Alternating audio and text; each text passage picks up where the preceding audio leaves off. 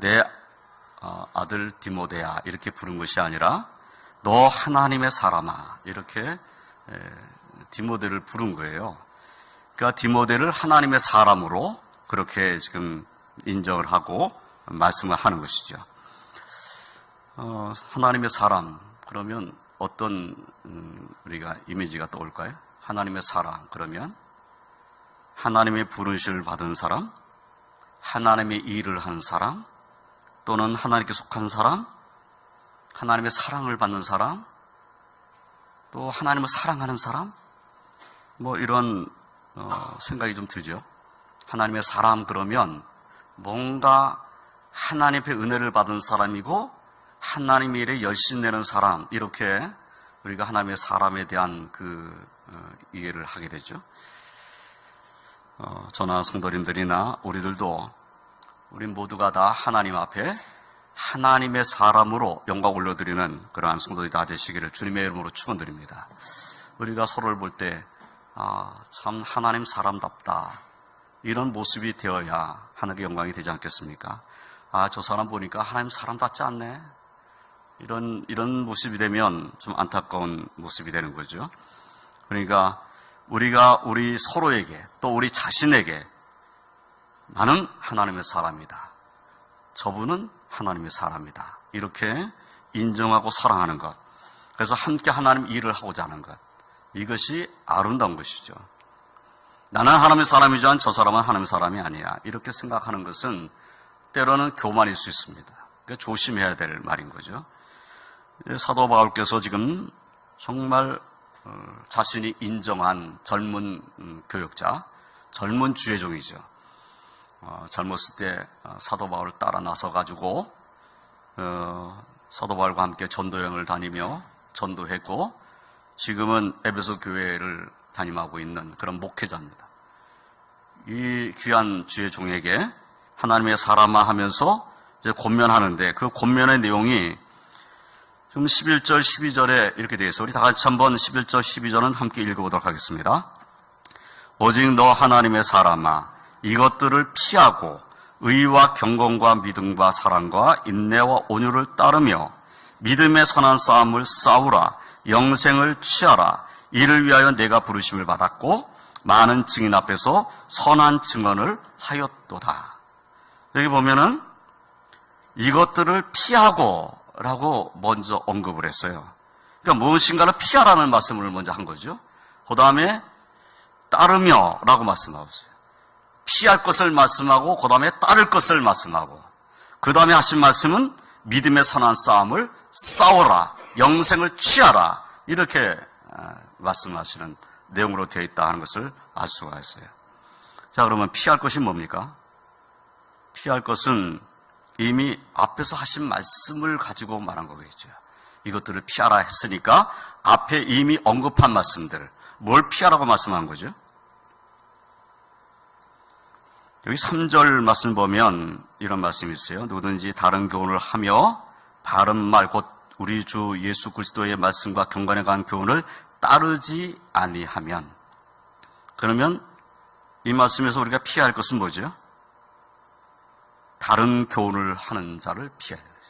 다른 교훈을 말하는 것을 받아들일 수가 없는 거죠, 우리는. 그러니까 다른 교훈을 하며 바른 말 곧 우리 주 예수 그리스도의 말씀과 경건에 관한 교훈을 따르지 아니하면, 그 따르지 않는 사람에 대해서는 우리가 받아들일 수 없으니까 피해야 될 일이죠. 그는 교만하여 아무것도 알지 못하고 변론과 언쟁을 좋아하는 자니 이로써 투기와 분쟁과 비방과 악한 생각이 나며 마음이 부패해지고 진리를 잃어버려 경건을 이익의 방도로 생각하는 자들의 다툼이 일어나느니라. 그러니까 무엇을 피해야 되냐면 경건을 이익의 방도로 생각하는 사람, 경건의 삶을 가지고 자신의 이익의 방도로 삼는 사람, 이런 사람은 피하여야 된다. 그리고 그런 사람을 피할 뿐만 아니라 나 자신도 경건을 가지고 내 이익을 추구하는 자가 되어서는 안 된다. 경건한 것은 하나님을 섬기는 경건이어야 되지, 사람에게 보이고 그 사람에게 보이는 걸 가지고 어떤 이익을 취하려고 하는 행동을 한다면 그것은 피하여야 할 일이다 라는 것을 말씀하는 거죠. 또 7절 이하의 말씀은 우리가 세상에 아무것도 가지고 온 것이 없음에 또한 아무것도 가지고 가지 못하리니 우리가 먹을 것과 입을 것이 있은지 족한 줄 알 것이니라. 부하려 하는 자들은 시험과 올무와 여러 가지 어리석고 해로운 욕심에 떨어지나니 곧 사람으로 파멸과 멸망에 빠지게 하는 것이라. 돈을 사랑함이 일만하게 뿌리가 되나니 이것을 탐내는 자들은 미혹을 받아 믿음에서 떠나 많은 근심으로써 자기를 찔렀도다. 자, 무엇을 피해야 되죠? 물질의 욕심을 피해야 된다. 부하려고 하는 욕심을 피해야 된다. 또 돈을 사랑함을 피해야 된다. 그 말씀을 지금 하고 계신 거죠. 그래서 다시 한번 정리하면 다른 교를 따르는 것을 피해야 된다. 경건을 자기의 유익으로 삼고자 하는 것을 피하여야 된다. 또한 부하려고 하는 것을 피하여야 된다. 돈을 사랑하려고 하는 것을 피하여야 한다. 그러니까 하나님의 사람은 이런 것들을 피하라, 이렇게 말씀하는 거죠. 그러면 따라야 할 것이 무엇입니까? 따라야 할 것은 의와 경건과 믿음과 사랑과 인내와 온유를 따르라, 이렇게 말씀을 했어요. 우리는 하나님의 사람으로서 의를 따르는 자가 되어야 됩니다. 자, 의를 따라간다? 세상은 의롭지 못하죠. 세상은 불의한 세상이라고 성경이 말씀하고 있어요. 하나님의 뜻을 거스리는 세대입니다. 하나님의 뜻을 순종하는 그러한 세상이 아니고 하나님의 뜻을 따르지 않는 세상이에요. 그 세상에는 의의가 없습니다. 의로움이 없는 거죠. 그런데 하나님의 사람은 의의를 가지고 있어요. 그 의의라는 것은 예수 그리스도로 말미암아 우리에게 주어진 의인 거죠. 내가 스스로 의롭다는 것이 아니라 예수 그리스도의 보혈로 말미암아 제수님 받은 내가 의롭다. 그러면 예수 그리스도를 믿는 믿음 가지고 의롭다함을 입은 하나님 백성이 세상에 나가서 세상을 변화시키는 삶을 살아야 되는 거죠. 그것이 믿음의 선한 싸움이 되는 겁니다. 믿음의 선한 싸움을 싸우라, 이렇게 말씀한 것은 피할 것을 피하고 취할 것을 취하는 이 삶을 부지런히 사는 거예요. 전쟁터에 나가서 칼 들고 싸우는 것은 아니잖아요. 그런데 우리는 말씀을 가지고 싸워야 돼요. 하나님의 검인, 하나님 말씀을 가지고 세상을 이기는 승리의 삶을 살아야 되잖아요. 그래서 믿음의 선한 싸움을 싸우고 영생을 취하는 자가 되어야 되는데, 피할 것을 확실하게 피하고 지금 의를 따르는 자가 되어야 돼요. 예수 그리스도로 말미암아 의롭다함을 입은 이 은혜 안에 거하는 삶을 우리는 살아야 합니다. 또 경건한 삶을 살아야 돼요. 경건을 따라가야 됩니다. 경건이 뭡니까? 하나님 말씀에 순종하는 삶이 경건입니다. 기도하고 말씀 묵상하고 말씀이 가르치는 뜻대로 순종하는 삶을 사는 것, 이것이 경건이죠. 예배자의 삶을 사는 것, 이것이 경건이죠. 세상은 경건하지 않잖아요. 이런 사람은 있어요. 혹 자신은 정직하게 산다, 나는 다른 사람에게 해를 끼친 일은 절대로 하지 않고 살아왔다, 이런 사람이 있습니다. 그래서 스스로 자기는 정직하고 자기는 부정을 저지르지 않았고 난 불의하지 않고 나는 그런 삶을 평생 살아왔다, 그런 나는 자부심이 내게 있다, 나는 그런 자존심이 있다, 이렇게 말하는 사람 만날 수 있어요.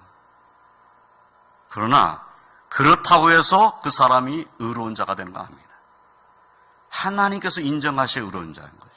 예수의 그리스도의 그 보혈의 피를 의지하지 않는다면 스스로 의로워질 수 있는 사람은 한 사람도 없어요. 또 자신이 아무리 정직하게 바르게 올바르게 살아왔다 할지라도 그것으로 하나님 앞에 경건한 자라고 인정받을 수 없습니다.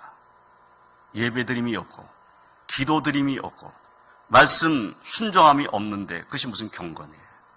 본인이 생각할 때는 본인은 내가 잘 살았다, 내가 정직하게 살았고 정말 내가 어떤 사람에게도 원수 짓는 일 없고 내가 정말 잘 살았다, 이렇게 말하는 사람이 얼마든지 있을 수 있어요. 그런데 그것이 경건은 아니라는 겁니다.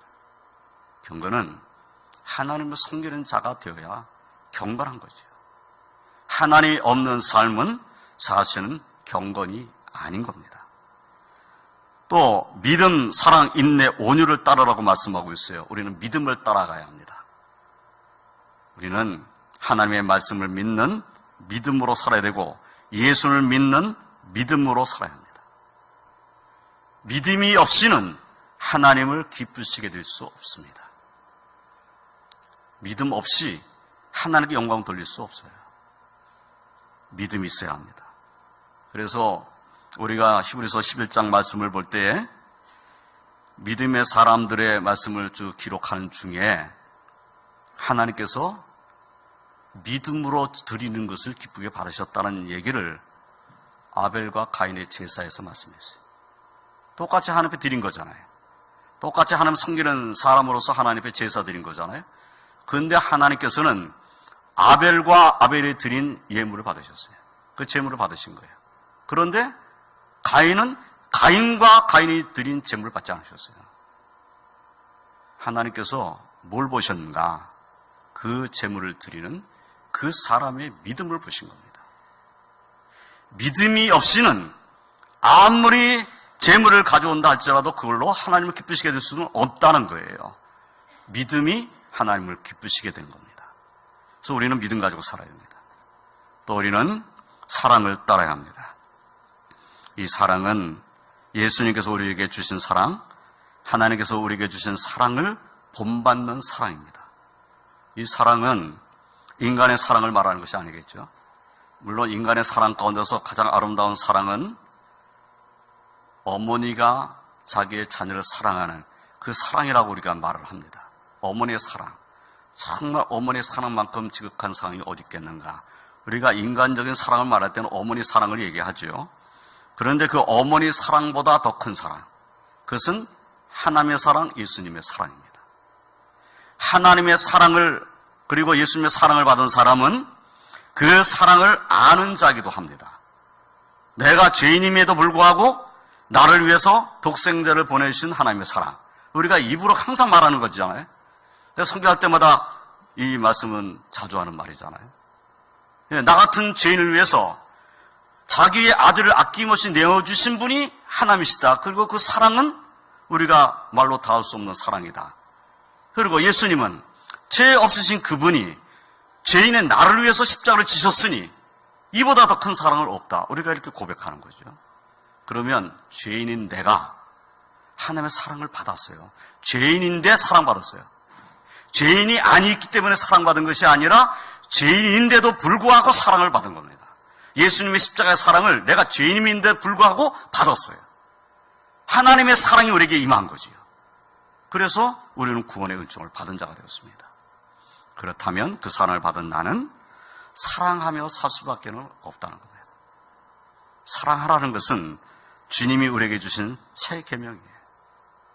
나는 순종할 수 없습니다. 이렇게 말할 수는 없다는 거예요. 이건 어쩔 수가 없습니다. 순종해야 될 주님의 명령이에요. 또 인내한다는 것도 무엇입니까? 하나님의 말씀을 순종하면서 겪게 되는 어떤 혼란과 그리고 고난과 박해가 나에게 온다 할지라도 믿음을 가지고 하나님의 사랑을 믿는 자로 인내하고 이겨내는 겁니다. 오래 참아내는 겁니다. 그리고 온유를 따라가는 삶을 사는 겁니다. 온유는 내가 힘이 있어요. 내가 힘이 있어서 나를 힘들게 하는 얘에 대해서 내가 힘으로 얼마든지 그를 물치고 내가 나의 이익을 취할 수가 있는 힘이 있음에도 불구하고 그 힘을 사용하지 않는 겁니다. 그것이 온유예요. 내가 힘이 있어. 충분히 권세도 있고 능력도 있어요. 그래서 내가 그 힘을 발휘하면 그러면 나를 대적하는 자가 내 앞에 꼼짝 못해요. 그런데 그 권력을 사용하지 않는가. 권력을 사용하지 않는 그 마음, 그것이 온유입니다. 단어를 표현한다면 그런 거예요. 그래서 온유하다 이렇게 말을 할 때 온유의 대표적인 인물을 꼽는다면은 아브라함을 꼽을 수 있어요. 아브라함이 조카와 함께 이제 본토 친척 아버지 집을 떠났잖아요. 그래가지고 하나님이 지시한 땅으로 갔잖아요. 근데 가면서 둘이 다 축복받았어요. 축복받아가지고 나중에는 그 땅에 아브라함의 그 종들과 가축, 그리고 그 롯의 그 가축, 그 종들과 가축, 이게 한꺼번에 그 땅에 살 수가 없게 됐잖아요. 그래서 어떻게 되죠? 이제 서로 이제 헤어지기로 결정을 한 거예요. 이제 서로 이제 헤어지기로. 그랬을 때 아브라함이 더 힘이 있습니다. 아브라함이 야, 내가 결정을 하면 그 다음에 네가 다른 데를 가. 이렇게 말해도 조카인 롯은 그걸 따라야 됩니다. 그런데 아브라함이 그 권세로 사용하지 않은 거예요. 네가 먼저 땅을 결정해라. 네가 땅을 먼저 결정하면 내가 그 반대 방향으로 가마. 이것이 온유입니다. 그러니까 내가 더 힘이 있고 내가 더 권세가 있고 내가 그것을 취할 능력도 있고 그런 힘도 있고 그런 자격도 있음에도 불구하고 그렇게 하지 않는 거예요. 그것이 온유입니다. 또 온유한 사람 또 대표적인 인물을 꼽으라면 모세입니다. 모세는 이스라엘 백성들을 이끌고 가나안 땅을 향해서 가던 사람이잖아요. 그런데 모세가 이스라엘 백성을 이끌고 가는 동안에 어땠습니까? 이스라엘 백성들이 원망하고 불평하고 원망과 불평하게 되면 하나님 원망하고 그 다음에 누구 원망합니까? 모세 원망하죠. 그냥 불평하고 원망하고 그냥 울고 불고 난리 치는데 그런 중에도 모세는 기도하는 사람이었다는 겁니다.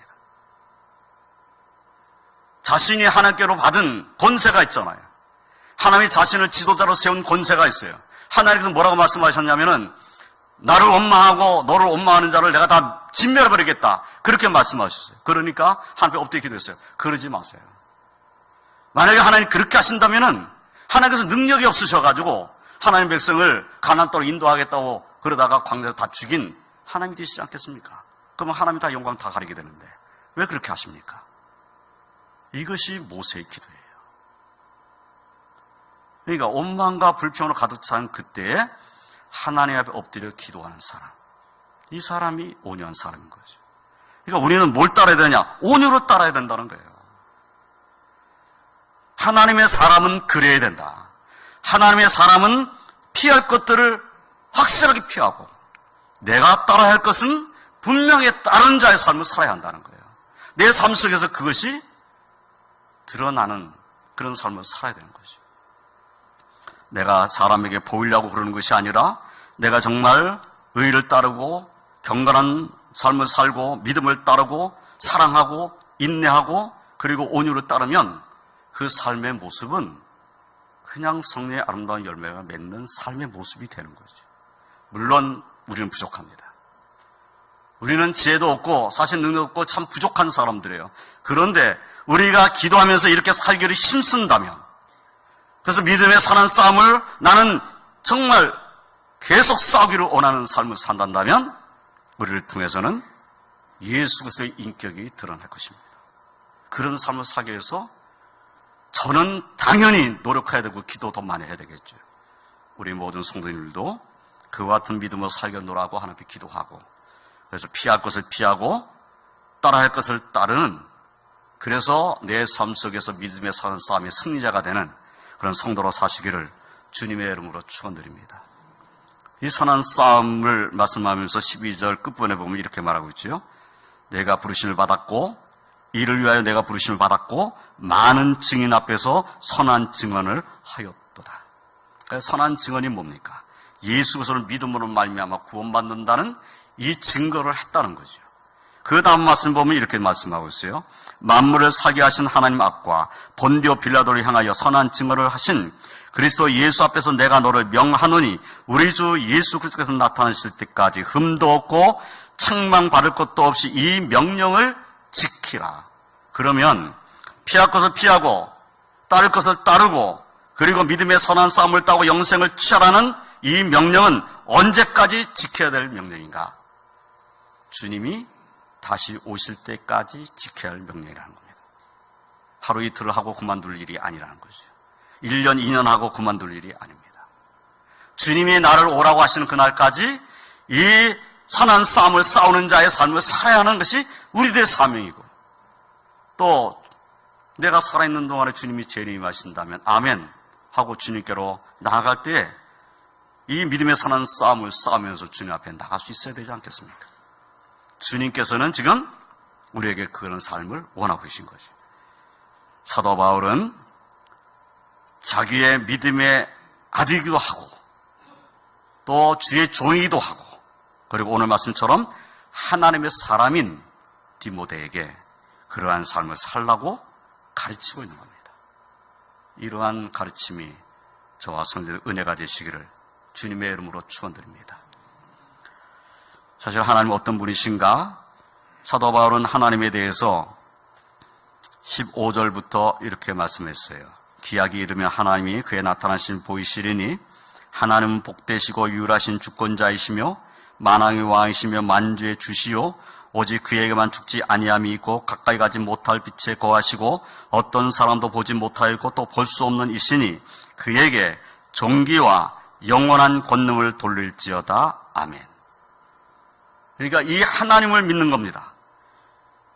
하나님은 복되시고 유일하신 주권자시고 만왕의 왕이시고 만주의 주시라고 하는 사실을 우리가 믿는 거예요. 그리고 그분께 영광 돌리는 삶을 살겠다라는 믿음으로 우리는 살아야 될 사람들입니다.